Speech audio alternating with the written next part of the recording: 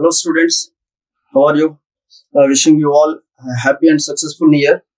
Let me introduce myself. I am Ramreddy Sangala, lecturer in physics. We will be discussing today work energy power. A part of it, collisions, is one of the major chapters as far as IP examination is concerned. You can expect 8 marks question from this particular chapter. I think you already been covered work energy theorem, conservation of linear momentum theorem. Now we'll concentrate mainly on collisions. Today's class will confine to discussing on collisions only. మనం first year భౌతిక శాస్త్రంలో collisions అభిఘాతాలు అనే chapter 6th chapter అన్నమాట. దాని గురించి మనం ఈ రోజు డిస్కస్ చేసుకుందాం. అభిఘాతాలు అంటే ఏంటి, తర్వాత ఏకమితీయ అభిఘాతం అంటే స్థితిస్థాపక అభిఘాతం అంటే అస్థితిస్థాపక అభిఘాతాలు అంటే తర్వాత దానికి సంబంధించిన వేరియస్ అంశాలు మనం today we are going to discuss today's class. Okay, come back. So what is basically collision? So numerous types of collision we come across in day-to-day life, isn't it?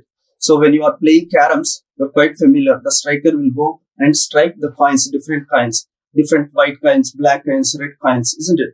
Similarly, billiards and snookers games you might have observed. Okay, huge board, smooth board will be there, spherical balls will be there, and then with a huge stick they will be hitting the balls with the stick, and the balls will collide with each other, isn't it? Similarly, when you are small kids, you might have played marble stones. So there, one ball will go and hit the another ball. Collisions will take place. Similarly, in day-to-day life, we come across numerous types of collisions. So on the roads, usually the vehicles will collide. Whenever accident takes place, the collision will occur. Accident, vehicles between two bikes or car and bike or any vehicle for that matter, isn't it? Like that. So when a cricket match is being played, right, the bat and ball will collide. Okay, ball will come and collide with the bat. Okay, and vice versa. Isn't it? Similarly, tennis ball, racket, and then tennis ball will collide with each other. All these in day-to-day life, we come across numerous types of collisions, isn't it? So మన నిత్య జీవితంలో మనం ఎన్నో రకాల అభిఘాతాలు మనం గమనిస్తూనే ఉంటాం. So vehicles ఒకదాని ఒకటి కొలైడ్ అవుతాయి, అభిఘాతం చెందుతుంటాయి. అలాగే క్యారమ్స్ ఆడేటప్పుడు క్యారమ్స్ స్ట్రైకర్ వెళ్ళి ఆ కాయిన్స్ తగులుతుంటుంది. అది కూడా మంచి ఎగ్జాంపుల్ అండి అభిఘాతాలకు. అలాగే బిలియర్డ్స్ గేమ్ లో ఆ బాల్స్, ఒక బాల్ వెళ్ళి ఇంకొక బాల్ అట్లా కొలైడ్ అవుతుంటుంది అనమాట. అలాగే మనం చిన్నప్పుడు గోళీలు ఆడేవాళ్ళం కదా, ఒక గోళీ వెళ్ళి ఇంకొక గోళీ తగిలేది. ఇవన్నీ అభిఘాతాలకు బెస్ట్ ఎగ్జాంపుల్స్ అనమాట. అయితే మనకు బెస్ట్ ఈ మాలిక్యూల్స్, గ్యాస్ మాలిక్యూల్స్ అంటే in the atmosphere consist so air molecules, gas molecules continuously the molecules keep colliding with each other, right? అభిఘాతాలు జరుగుతూనే ఉంటాయి అనమాట. మన కంటికి కనిపించకపోయినా ఇవి నిత్య జీవితంలో ఇది సర్వసాధారణం అనమాట. అయితే what is basically collision and then various types of collisions. Will focus mainly on collision, types of collisions, and then of course one-dimensional elastic collision, and then various aspects related to one-dimensional elastic collision. First of all, what is basically collision? So I gave some of the examples. So in day-to-day life, collision, strong interaction. So they say strong interaction between the objects that results in exchange of momenta.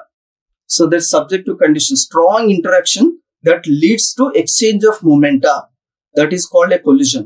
Collision, it need not be physically in contact. Even at some distance also, they can influence the momenta. They can change the momenta or exchange the momenta. Right? So, మనం collision అభిఘాతం అంటే ఏంటంటే ఏదైనా రెండు వస్తువుల మధ్య strong interaction ఉండాలి.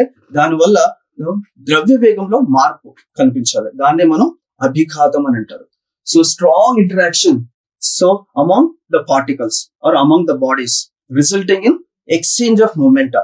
Suppose మనం ఒక బాల్ ని ఇంకొక బాల్ తో స్ట్రైకర్ వెళ్ళి తగిలినప్పుడు striker will lose the momentum, the coin will pick up velocity, momentum పెరుగుతుంది. ఒకటి momentum కోల్పోతే ఇంకో దానికి సో అది ఇంక్రీజ్ అవుతుంది అనమాట. అంటే what I mean to say, so whenever there is a strong interaction between the objects, that should result exchange of momenta. One will lose momentum, another will gain momentum. That is called a collision. Collisions basically classified into two types: elastic collision, and then second one, inelastic collision. So you're familiar what is elastic nature and all those things. So elasticity, one separate chapter is there. We'll discuss in detail. So the tendency, the property of material to regain its original size and shape after deforming force. Applied force is removed completely. That's the elastic nature. You take a rubber band, you stretch it, you remove the force, again it gets back to its original size and shape. That is elastic nature. Spring, cycle spring, a scooter spring, motorbike spring, you compress it or elongate, you leave it, you just remove the applied force, it regains its original size and shape. That is elastic nature. Okay, coming to here, elastic collision. Here, the collision in which the linear momentum and kinetic energy are conserved, remain constant. The collisions in which both linear momentum and kinetic energy remain constant or conserved, so are called elastic collisions. In day-to-day life, whatever collisions we observe, they don't come under perfectly elastic collisions. Very, very clearly, marble stones and then these molecules. So it is not visible to us. So collision between fundamental particles and the molecules come under perfectly elastic collisions, where both linear momentum and then kinetic energy are conserved. Now, second category, so inelastic collision. In this category, inelastic collision, only linear momentum is conserved, whereas kinetic energy is not conserved. So in this type collision, only linear momentum is conserved, whereas kinetic energy is not at all conserved. Such collision is called inelastic collision. సాధారణంగా మనకు ఈ అభిఘాతాల్లో చూస్తానంటే, so ఏ అభిఘాతాల్లో అయితే so మన ద్రవ్యవేగ నిత్యత్వ నియమము అలాగే గతిజ శక్తి నిత్యత్వ నియమం పాటింపబడుతూ అలాంటి అభిఘాతాలను స్థితిస్థాపక అభిఘాతాలు అని అంటాం. స్థితిస్థాపక, తెలుగులో స్థితిస్థాపక అభిఘాతాలు, స్థితిస్థాపక అభిఘాతం, రైట్. సో అస్థితిస్థాపక ఇనెలాస్టిక్ కొలిజన్ అంటే ఏ అభిఘాతాల్లో అయితే కేవలం ద్రవ్యవేగ నిత్యత్వ నియమం మాత్రమే పాటింపబడుతుంది, గతిజ శక్తి నిత్యత్వ నియమం పాటింపబడదు. అలాంటి అభిఘాతాలను అస్థితిస్థాపక అభిఘాతాలు అని అంటారు. అస్థితిస్థాపక అభిఘాతాలు అని అంటారు. సో హియర్ ద్రవ్యవేగ నిత్యత్వ నియమం గురించి ప్రీవియస్ చాప్టర్ లో మీరు డీటెయిల్ గా చదివి ఉండాలి. అలాగే Newton's laws, first law, second law, third law and దీని అప్లికేషన్స్ లో భాగంగా మనం ద్రవ్యవేగ నిత్యత్వ నియమం సో నేర్చుకుని ఉంటారు. అయితే ఒక్కసారి రిమైండ్ చేస్తాను. న్యూటన్ సెకండ్ లా ప్రకారం, so the rate of change of linear momentum is proportional to the external force acting on the body. Suppose the body is moving with some velocity, you apply some external force, unbalanced force, it picks up velocity. Velocity increases means momentum increases, because momentum is always product of mass and velocity. As velocity increases, momentum also increases, right? So the change in the momentum per unit time, that's the rate of change of momentum, is directly proportional to the external force acting on the body. This is Newton's second law, isn't it? So here, so from this Newton's second law, so we can derive that expression. If suppose no external force is exerted, or in the absence of external force, what happens? dp by dt will be equal to 0, or 0 into dt, or dp is equal to 0, or that implies b remains constant. This is a very simple manner. We can put it in simplest possible manner. Put it in nutshell. In the absence of external force, the total momentum of a system remains constant. There is very simple way to explain law of conservation of linear momentum. Same thing, we can put it in the manner, the total momentum before collision is equal to the total momentum after collision. This is law of conservation of linear momentum. Similarly, the total kinetic energy of the system before collision is same as total kinetic energy after collision. Then the law of kinetic energy is said to be is obeyed or satisfied, right? Okay, so this elastic collision law rendu ante ద్రవ్యవేగ నిత్యత్వ నియమం అలాగే గతి శక్తి నిత్యత్వ నియమం రెండు perfect గా పాటింపబడితే వాటిని స్థితిస్థాపక అభిఘాతాలు అని అంటారు. మన నిత్య జీవితంలో మనం గమనించేటటువంటి ఏవైతే కొలిషన్స్ ఉన్నావో అవన్నీ పర్ఫెక్ట్లీ స్థితిస్థాపక అభిఘాతాల కిందికి రానే రావు. ఎందుకంటే వాటిలో గతి శక్తి అనేది నిత్యత్వ నియమం పాటింపబడదు. ఎందుకంటే ఎప్పుడైతే అభిఘాతం జరుగుతుందో ఎంతో కొంత శక్తి అది కోల్పోతుంది.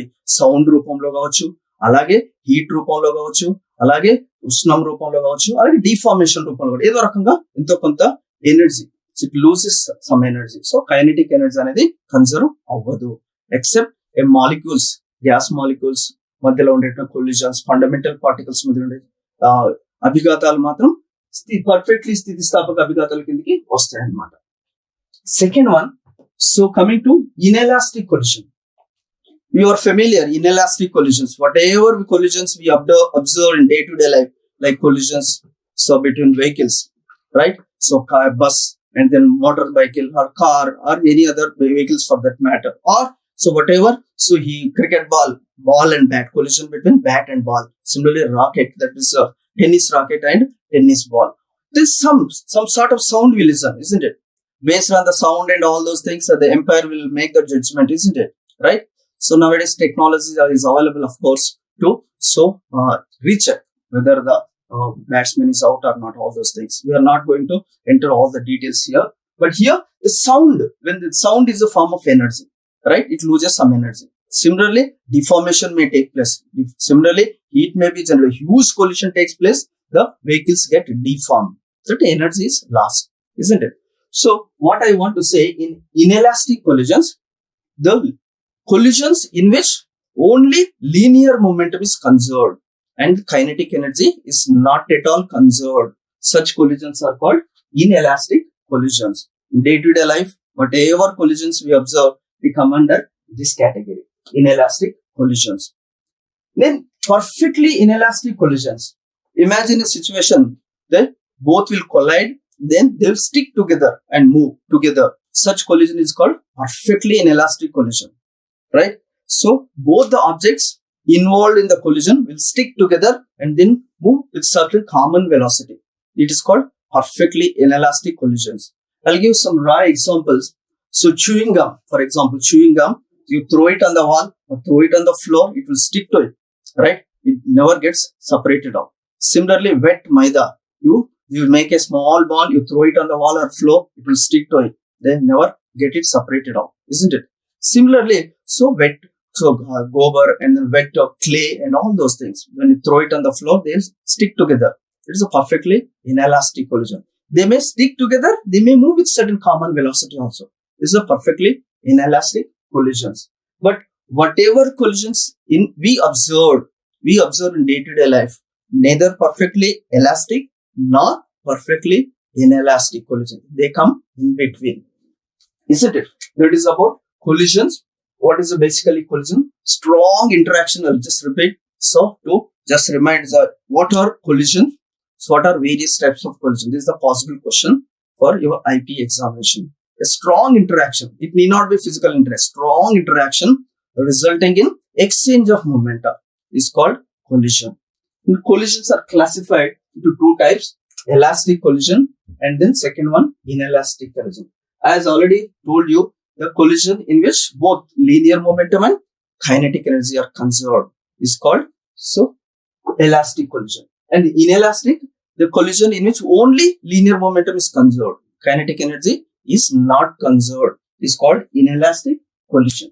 Now come back. Now let us focus on what is one-dimensional elastic collision. What is one-dimensional elastic collision?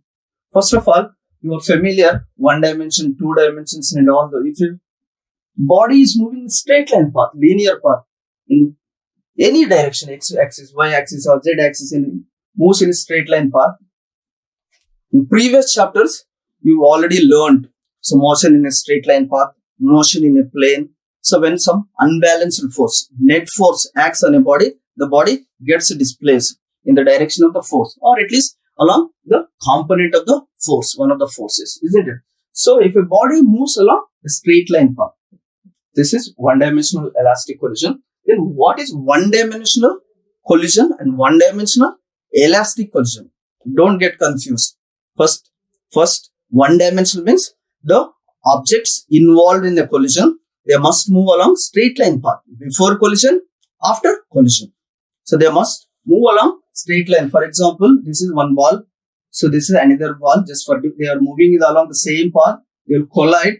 Suppose this is velocity of the first ball m1, then the velocity of the second ball m2, let us say U2. So here U1 is greater than U2. Then they will collide. After collision, so they collide with each other, then they get separated out and then move along the same path, along same straight line path. So they move along the same straight line path, of course, with the different velocities. We don't know V1 and with that we will find out. The objects involved in a collision, if they move along the same path before collision and after collision, it is called one-dimensional collision. Then what is one-dimensional elastic collision? One-dimensional elastic. As we already just now we discussed. So elastic collision means the collision in which both linear momentum and kinetic energy are conserved. And that means the objects involved in collision, they must move along straight line path before collision and after collision, and both linear momentum and then kinetic energy must be conserved. Such collision is called one-dimensional elastic collision. I repeat. So, ikkada ఏకమితీయ స్థితిస్థాపక అభిఘాతం. ఏకమితీయ అంటే so అభిఘాతంలో participate చేసినటువంటి ఈ వస్తువులు ఉన్నాయి, కణాలు, వస్తువులు ఒకే మార్గంలో, ఒకే రుజు మార్గంలో ప్రయాణించాలి. అభిఘాతం తర్వాత కూడా అదే రుజు మార్గంలో అవి చెలించాలి అన్నమాట. అలాగే సో ద్రవ్య వేగ నిత్యత్వ నియమం, అలాగే కైనెటిక్ ఎనర్జీ, గతిశక్తి నిత్యత్వ నియమం రెండు పాటింపబడాలి. అలాంటి అభిఘాతాన్ని మనం ఏకమితీయ స్థితిస్థాపక అభిఘాతం అని అంటాం అన్నమాట. Okay, the most important question. So you can expect in your IB examination. So what are collisions? What are various types of collisions? And in a one-dimensional elastic collision, show that relative velocity of collision is equal to relative velocity of separation. In the previous chapter, you might have studied, you might have learned what is a relative velocity concept. If the two objects are moving along same path in the same direction, relative velocity is simply the difference. They are moving in opposite direction along the same path but in opposite direction. Relative velocity is minus of minus plus. Say I'll give one raw example. Suppose A is one ball moving this direction. So B is another ball moving with velocity VA and then VB. Then the relative velocity of A with respect to B. So it is given as VAB. It is written as VB minus VA, relative velocity. Suppose they are moving in opposite direction. B is moving in opposite direction. Opposite direction means you have to take minus sign. So V minus or minus, then it will be plus. Okay, if they move in opposite direction. Anyway, you already studied in lower class. I mean earlier chapter, lower classes as well in high school level also. You might have studied about relative velocities and all concepts, etc. Now come back. So here one-dimensional elastic collision. Our intention is to prove the relative velocity of approach is equal to relative velocity of separation in case of one-dimensional elastic collision. Now, so just concentrate. Let us consider two perfectly smooth and spherical and non-rotating spherical balls. First one I will call it M1 having mass M1 moving with initial velocity U1. Make a note of it. And then just for differentiation's sake, I'll show different size. M2 is another ball and it is moving with initial velocity U2. Here, bigger line that it represents U1 is greater than U2. So obviously they are moving along the same path, one-dimensional path. So they'll collide. So during collision, they collide with each other. M1 and M2 will collide with each other during the collision. They get separated out and then move along the same path. This M2 and then M1 move with different velocities. These are final velocities. Look at the diagram. So M1, M2 are two perfectly spherical balls, smooth and spherical balls, non-rotating balls, moving along the same path with initial velocities U1 and U2. So they will collide, right?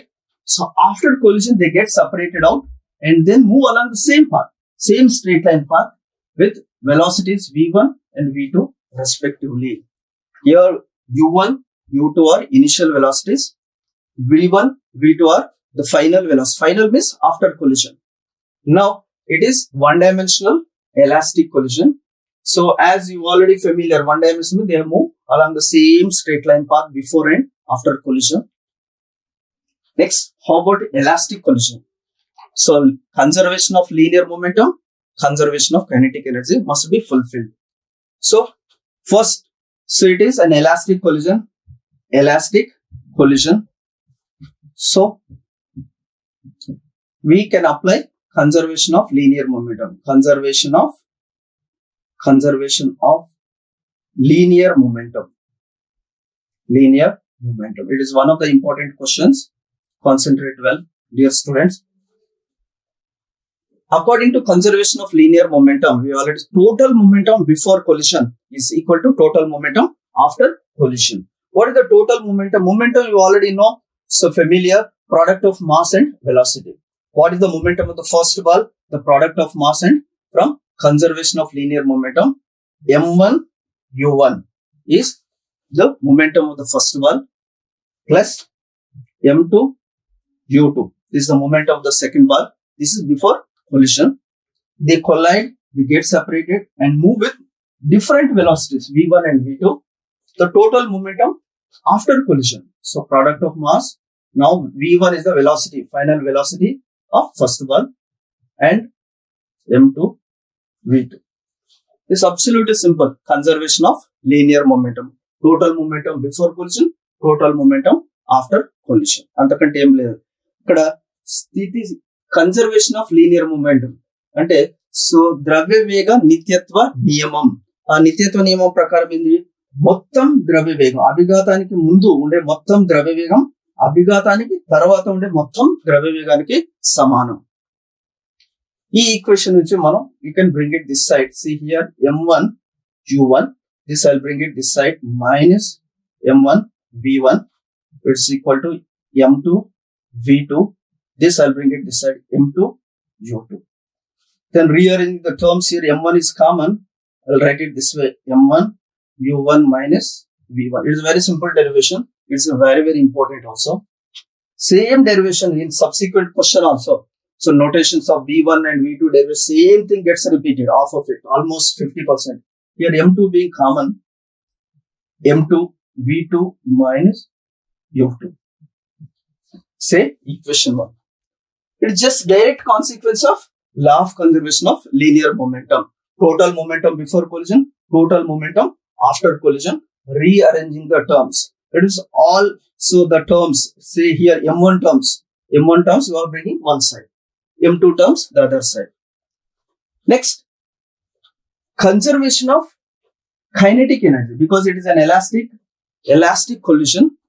So conservation of linear momentum, conservation of kinetic energy, both will hold good. So conservation of kinetic energy. Ke means kinetic energy. Total kinetic energy before collision is equal to total kinetic energy after collision. You are familiar, in earlier chapter you might have studied kinetic energy. All moving bodies will have kinetic energy, isn't it? We already derived in the previous chapters of m velocity square. This is the expression for kinetic energy. So what is the kinetic energy of the first ball before collision? Of m1 u1 square, kinetic energy of the first ball, plus kinetic energy of second ball, m2 u2 square. This is before collision. Then total kinetic energy after collision of m1 v1 square plus of m2 v2 square. There should not be confusion between this. u1 u2 are initial velocities before collision, v1 v2 are velocities after collision. Okay, so now come back here throughout the equation, so we can cancel and then rearranging the terms. So m1 I'll bring it this side, u1 square minus v1 square, this side m2 v2 square, this you bring it this side, u2 square. Say equation 2. Now divide equation 2 with equation 1. What do you get? See here, equation 2 and equation m1 gets cancelled. I'll write directly here.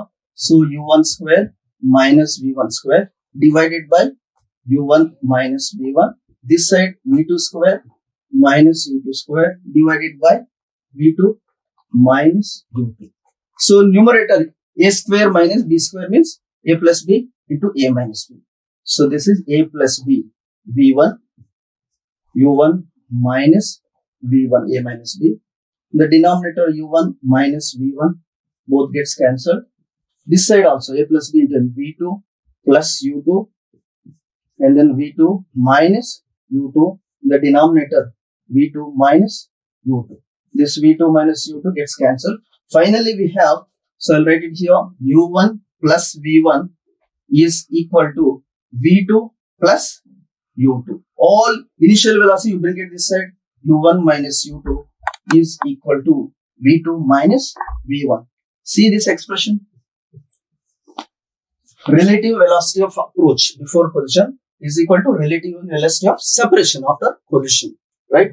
So the derivation వల్ల మనకి ఏంటంటే అభిఘాతానికి ముందు సాపేక్ష వేగము అభిఘాతం తర్వాత ఉండే సాపేక్ష వేగానికి సమానం అవుతుంది. This is relative velocity of approach before collision is equal to relative velocity of separation after collision. This is one of the important question. You can expect it for 4 marks. So study well. It's very, very simple. So linear one-dimensional elastic collision. Apply conservation of linear momentum. You'll get one equation. Conservation of kinetic energy. You'll get one more equation. Divide 1 by 2 or 2 by 1 also doesn't matter. So finally you simplify. You'll get relative velocity of approach is equal to relative velocity of separation. That's it. Very, very important question.